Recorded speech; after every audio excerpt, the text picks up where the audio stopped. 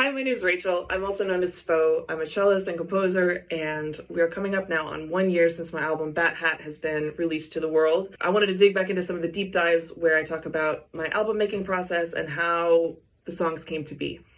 Today I want to talk about my song, I Learned Slow But Now I Know, which is the last song on the album. Maybe more than all the others, this song is quintessentially about imposter syndrome. I think that it's such a common thing for musicians to feel, and I've talked about it more in other videos. I'm a big fan of pieces that are more like a set of instructions rather than standard Western musical notation. Things like Sonic Meditations by Pauline Oliveros. And kind of in that vein, I wanted to create a little musical experiment for my collaborators.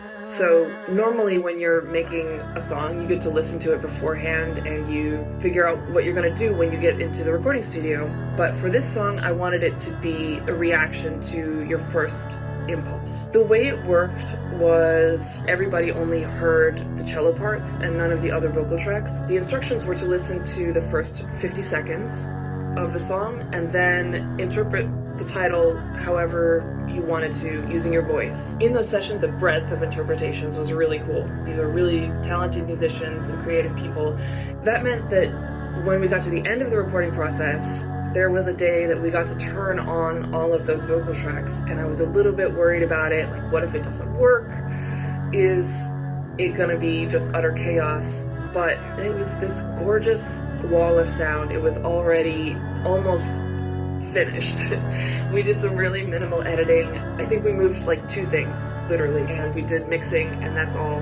What the phrase means to me is I've always felt like I'm gonna get better as I get older. Being in a career and a gender that often favors younger people, to me the phrase I learned slow but now I know means that eventually I'll figure out things that I don't understand today. I'll get better at things I'm not good at now. And I also know that as artists, especially in the age of social media, it's easy to feel like your peers are way ahead of you, doing things that you'll never do at a level you'll never attain. And knowing that we have that feeling in common with others can be a balm and an encouraging thought. So the plan with having all of my collaborators step into the unknown with me and do something that maybe is outside of their comfort zone, maybe not, in improvising with their voice, felt like a really interesting way to build community and see what we could create.